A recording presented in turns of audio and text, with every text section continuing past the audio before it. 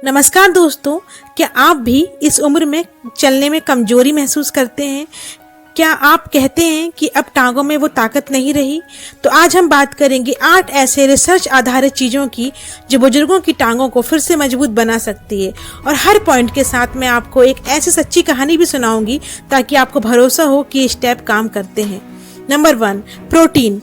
मांसपेशियों की ईंट कहते हैं इसे। बुजुर्गों में मांसपेशियों की कमजोरी यानी सर्कोपेनिया बहुत आम है। नेशनल इंस्टीट्यूट ऑफ हेल्थ की रिसर्च कहती है कि 60 साल के बाद मांसपेशियों को सही पोषण देना बहुत जरूरी होता है और इसका सबसे अच्छा स्रोत होता है प्रोटीन। प्रोटीन से मांसपेशियां मजबूत होती हैं, इससे चलने फिरने में आसानी होती है। दूध, दालें, पनीर और सोया प्रोटीन के बेहतरीन स्रोत होते हैं।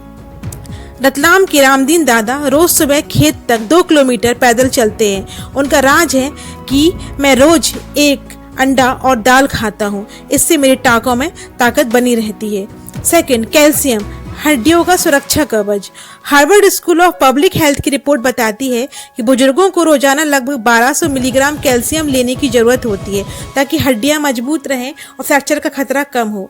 दूध, पनीर, तिल, खसखस और हरी पत्तेदार सब्जियां कैल्शियम के अच्छे स्रोत हैं। भोपाल की 68 वर्षीय सरस्वती दादी चिड़िया गिर गई लेकिन हड्डियां नहीं टूटी। उनका राज रोज तिल गुड़ खाने की आदत, ये उनकी हड्डियों को मजबूत बनाए रखता है।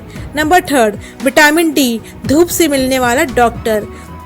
मायो क्लिनिक और NIH की रिपोर्ट्स के मुताबिक विटामिन डी की कमी बुजुर्गों में मांसपेशियों की कमजोरी और हड्डियों को नरम होने का बड़ा कारण है। रोजाना कम से कम 20 मिनट की धूप ले। इसके साथ ही दूध विटामिन डी का अच्छा स्रोत है। श्याम काका रोज सुबह 6:30 बजे धूप में बैठते हैं। वे कहते हैं धूप ना मिले तो हड्डियां कमजोर हो जाती हैं, इसलिए मैं रोज धूप में बैठता हूँ। नंबर 4, मैग्नीशियम, मांसपेशियों का संतुलन। American journal of clinical nutrition की स्टडी में बताया गया है कि मैग्नीशियम की कमी से बुजुर्गों में मांसपेशियों में ऐंठन और थकान हो सकती है। बनाना, बादाम, ब्राउन राइस और साबुत अनाज मैग्नीशियम के बेहतरीन स्रोत हैं। हरिनारायण जी को रात को टांगों में अक्सर ऐंठन होती थी। एक वैद्य ने उन्हें केला और बादाम खाने की सलाह दी। अब वे बिना थके सीढ़ियां चढ़ते हैं। नंबर 5, विटामिन B12, नसों का पोषण। नेशनल इंस्टीट्यूट ऑन एजिंग के अनुसार विटामिन B12 की कमी से बुजुर्गों में पैर सुन्न होने, झंझनाहट और चलने में दिक्कत हो सकती है। दूध, पत्तेदार सब्जियां इस विटामिन के अच्छे स्रोत हैं। गुना के भोलाराम जी MRI तक करवा चुके थे लेकिन समस्या का कारण विटामिन B12 की कमी निकली। सही डाइट से अब उनके पैर मजबूत हो गए हैं। नंबर 6, ओमेगा 3 फैटी एसिड, सूजन का समाधान।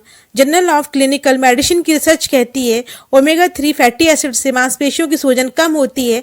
इससे दर्द और कमजोरी में राहत मिलती है। अलसी के बीज, अखरोट और मछली में ओमेगा 3 प्रचुर मात्रा में होता है। अगर आप शाकाहारी हैं तो आप अलसी के बीज और अखरोट का उपयोग कर सकते हैं। कोकड़ के रामदास काका 76 साल होने के बावजूद रोज नाव चलाते हैं। उनका राज है हफ्ते में 3 दिन मछली और रोज अखरोट खाना। 7, क्रिएटिन, मांसपेशियों की शक्ति। Journal of the international society of sports nutrition की स्टडी बताती है क्रिएटिन सप्लीमेंट बुजुर्गों की मांसपेशियों की ताकत बढ़ाने में मदद करता है। डॉक्टर की सलाह से आप इसे अपने आहार में शामिल कर सकते हैं। इंदौर के गोपाल अंकल ने जिम जाना शुरू किया 65 की उम्र में और क्रिएटिन सप्लीमेंट लेने लगे। अब वो 3री मंजिल तक भी बिना थके चढ़ते हैं। नंबर 8, पानी और इलेक्ट्रोलाइट, सबसे आसान इलाज। American college of sports medicine के अनुसार बुजुर्गों में पानी की कमी जल्दी होती है। इससे कमजोरी और ऐंठन होती है। 6-8 ग्लास पानी, नारियल पानी, छाछ और नींबू पानी पीना जरूरी है। 80 वर्षीय रुक्मणी बाई कहती हैं पानी नहीं पियोगे तो टांगे रूठ जाएंगी, इसलिए मैं दिन में 3 बार हाइड्रेट रहती हूँ। रोज हल्का टहलना बुजुर्गों के लिए जरूरी है। पैरों की मालिश करें, इससे ब्लड सर्कुलेशन बेहतर होता है। तनाव से बचें क्योंकि तनाव मांसपेशियों को कमजोर करता है।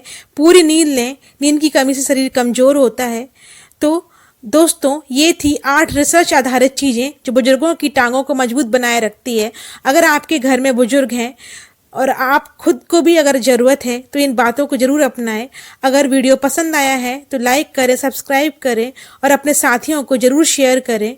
और आप कमेंट करके बताइए कि आपको कौन सी कहानी सबसे ज़्यादा प्रेरणादायक लगी।